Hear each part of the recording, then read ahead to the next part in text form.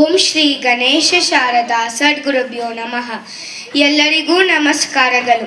ನಾನು ಮಹರ್ಷಿ ಎನ್ ಗೌಡ, 5ನೇ ತರಗತಿಯಲ್ಲಿ ಓದುತ್ತಿರುವೆ. ನನ್ನ ಶಾಲೆಯ ಹೆಸರು ರಮಣ ವಿದ್ಯಾನಿಕೇತನ. ಸನ್ಮಾನ್ಯ ಅಧ್ಯಕ್ಷರೇ, ವೇದಿಕೆಯಲ್ಲಿರುವ ಎಲ್ಲ ಗಣ್ಯರೇ, ಗುರು ಹಿರಿಯರೇ ಹಾಗೂ ನನ್ನ ಸಹೋದರ ಸಹೋದರಿಯರೇ, ನಿಮಗೆಲ್ಲರಿಗೂ 70ನೇ ಕರ್ನಾಟಕ ರಾಜ್ಯೋತ್ಸವದ ಹಾಗೂ ಮಕ್ಕಳ ದಿನಾಚರಣೆಯ ಶುಭಾಶಯಗಳು. ನಮಗೆಲ್ಲ ತಿಳಿದಿರುವಂತೆ ಭಾರತ ಸ್ವಾತಂತ್ರ್ಯಗೊಂಡ ನಂತರ ಕನ್ನಡ ಭಾಷಿಕರಿರುವ ವಿವಿಧ ಪ್ರದೇಶಗಳನ್ನು ಒಂದುಗೂಡಿಸಿ ಮೈಸೂರು ರಾಜ್ಯವನ್ನು ರಚಿಸಲಾಗಿತ್ತು. ಕನ್ನಡ ಕುಲಪುರೋಹಿತರಾದ ಆಲೂರು ವೆಂಕಟರಾಯರು ಕರ್ನಾಟಕ ಏಕೀಕರಣ ಚಳುವಳಿಯನ್ನು 1905ರಲ್ಲಿ ಪ್ರಾರಂಭಿಸಿದರು. ಸತತ 50 ವರ್ಷಗಳ ಹೋರಾಟದ ಫಲವಾಗಿ 1956ರ ನವೆಂಬರ್ 1ರಂದು ಮದ್ರಾಸ್, ಮುಂಬೈ, ಹೈದರಾಬಾದ್ ಪ್ರಾಂತ್ಯದ ಕನ್ನಡ ಮಾತನಾಡುವ ಪ್ರದೇಶಗಳು ವಿಲೀನಗೊಂಡು ಮೈಸೂರು ರಾಜ್ಯ ಉದಯವಾಯಿತು. ಕರ್ನಾಟಕ ಏಕೀಕರಣ ಮನ್ನಣೆ ಇತರ ವ್ಯಕ್ತಿಗಳಿಗೂ ಸೇರುತ್ತದೆ. ಅವರುಗಳೆಂದರೆ ಆನಕ್ರು, ಕೆ. ಶಿವರಾಮ್ ಕಾರಂತರು, ಕುವೆಂಪು, ಮಾಸ್ತಿ ವೆಂಕಟೇಶ ಅಯ್ಯಂಗಾರ್, ಎ.ಎನ್. ಕೃಷ್ಣರಾವ್ ಮತ್ತು ಬಿ.ಎಂ. ಶ್ರೀಕಂಠಯ್ಯನವರು.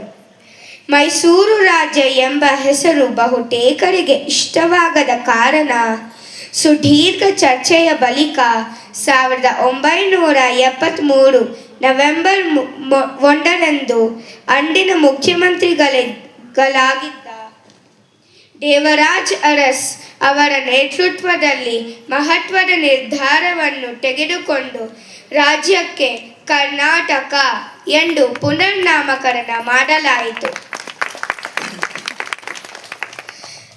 ರಾಜ್ಯೋತ್ಸವದ ದಿನವನ್ನು ಕರ್ನಾಟಕ ರಾಜ್ಯಾದ್ಯಂತ ಎಲ್ಲರೂ ಬಹಳ ಸಂಭ್ರಮದಿಂದ ಸಾಂಸ್ಕೃತಿಕ ಚಟುವಟಿಕೆಗಳಿಂದ ಆಚರಿಸಲಾಗುತ್ತದೆ ಹಾಗೂ ಸರ್ಕಾರದ ವತಿಯಿಂದ ರಾಜ್ಯೋತ್ಸವ ಪ್ರಶಸ್ತಿಗಳನ್ನು ಪ್ರದಾನ ಮಾಡಲಾಗುತ್ತದೆ.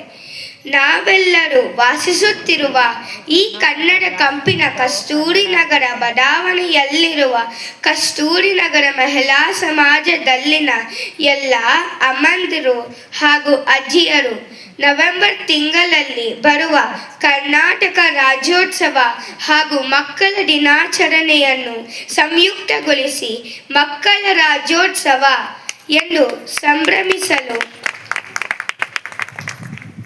ನಮಗೆಲ್ಲ ಆಟೋಟ ಸ್ಪರ್ಧೆಗಳನ್ನು ಆಡಿಸಿ ಬಹುಮಾನಗಳನ್ನು ನೀಡಿ ನಮ್ಮ ಸಾಂಸ್ಕೃತಿಕ ಕಲಾ ಪ್ರತಿಭೆಗಳನ್ನು ಹೊರಹೊಮ್ಮಿಸಲು ವೇದಿಕೆಯನ್ನು ಒದಗಿಸಿ ಮತ್ತು ರುಚಿಕರವಾದ ತಿಂಡಿಗಳನ್ನು ಹಂಚಿ ಮಕ್ಕಳಂತೆ ನಮ್ಮೊಂದಿಗೆ ಸೇರಿ ನಲಿಯುವರು.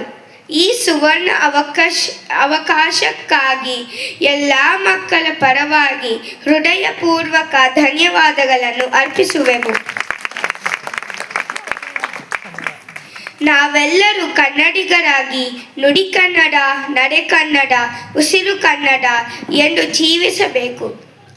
ಎಲ್ಲಾದರೂ ಇರು, ಎಂತಾದರೂ ಇರು, ಎಂದೆಂದಿಗೂ ನೀ ಕನ್ನಡವಾಗಿರು ಎಂದು ಕುವೆಂಪುನವರ ಸಾಲುಗಳ ನೆನೆಯುತ್ತಾ, ಕನ್ನಡವೇ ಸತ್ಯ, ಕನ್ನಡವೇ ನಿತ್ಯ ಎಂದು ಹೇಳುತ್ತಾ ನನ್ನ ಈ ಮಾತುಗಳನ್ನು ಸಂಪನ್ನ ಮಾಡುವೆ.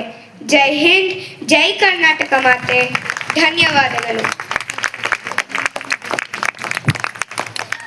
ಈಗ ಎಲ್ಲರೂ ನಮ್ಮ ಕನ್ನಡಕ್ಕೆ ಜೋರಾದ ಚಪ್ಪಾಳೆ ಕೊಡಿ.